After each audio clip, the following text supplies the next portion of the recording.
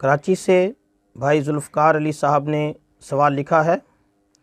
لکھتے ہیں، مفتی صاحب، یہودیوں نے فلسطین کے مسلمانوں پر ظلم کی انتہا کر دی ہے۔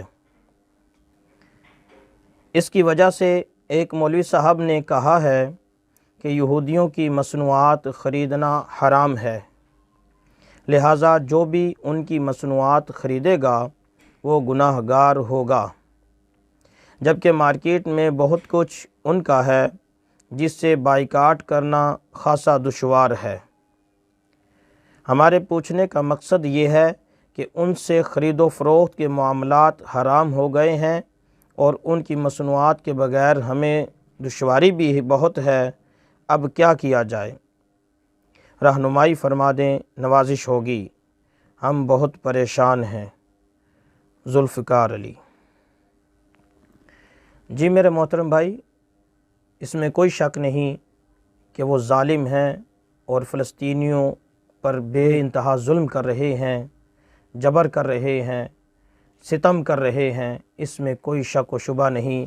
فلسطین ہمارے مسلمان بھائی ہیں، ہمارے مظلوم بھائی ہیں، فلسطینیوں کی ہمیں مدد کرنی چاہیے، ہمیں فلسطینیوں کے لیے دعائیں کرنی چاہیے اور ان کے لیے جسمانی مدد کرنی چاہیے، تعاون کرنا چاہیے، مالی مدد کرنی چاہیے، ہر طرح کا تعاون ہمیں کرنا چاہیے تاکہ ہمارے مظلوم بھائیوں کی مدد ہو سکے۔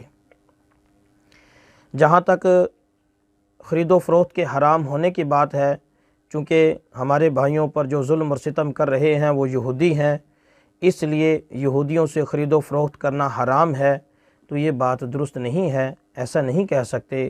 شرعاً یہ حرام نہیں ہے، البتہ اتنا ضرور ہے، غیرت اسلامی کا تقاضا ہے، غیرت مسلمانی کا تقاضا ہے، ہماری غیرت کا تقاضا ہے کہ ہم یہودیوں سے خرید و فروخت نہ کریں، ان کی اشیاء کو استعمال نہ کریں۔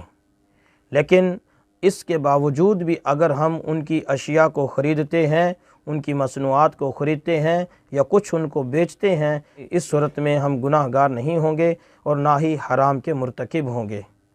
لہٰذا جن مولوی صاحب نے یہ کہا ہے کہ ان سے ان کی اشیاء خریدنا، ان کی مصنوعات خریدنا حرام ہے، یہ بات درست نہیں ہے، ایسا نہیں کہہ سکتے۔ البتہ اتنا ضرور میں نے عرض کر دیا کہ غیرت کا تقاضا یہ ہے کہ ان کی اشیاء نہ خریدی جائیں، ان سے خرید و فروخت نہ کی جائے، اور تاکہ ہمارے ہی کمائے ہوئے پیسے کے ذریعے سے وہ مضبوط ہوں، یہ ہمیں اچھا نہیں لگتا، یہ ہماری غیرت کے خلاف ہے۔ لیکن حلت اور حرمت کا تعلق ایک مخصوص قانون کے ساتھ ہے جس کا اطلاق اس پر نہیں ہوتا۔ لہٰذا یہ گزارش ہے کہ مولوی صاحب کو بھی اس پر غور کرنا چاہیے، اس طرح کے جو فتوے دینے سے پہلے ہمیں اسلامی تعلیمات کو دیکھنا چاہیے۔ ہاں، اگر کوئی ایسی صورت ہوتی کہ ہمیں یہ یقین ہوتا کہ ہمارے پیسے سے جو انہوں نے پیسہ کمایا ہے یہ ظلم کرنے میں استعمال کرتے ہیں، تو پھر تو یہ بات ہو سکتی ہے کہ ہمیں شریعت کی طرف سے ممانت ہو کہ خبردار یہ چیز ان کی نہیں خریدنی۔ لیکن نمبر ایک تو یہ ایسا ثابت بھی نہیں کہ ہمارے ہی پیسوں سے وہ ظلم و جبر کرتے ہوں، ایسا ثابت نہیں ہے۔ جب ایسا ثابت نہیں ہے، اس پر حرام کا فتویٰ بھی نہیں دے سکتے، اس پر حرام کا فتویٰ دینا مشکل ہے۔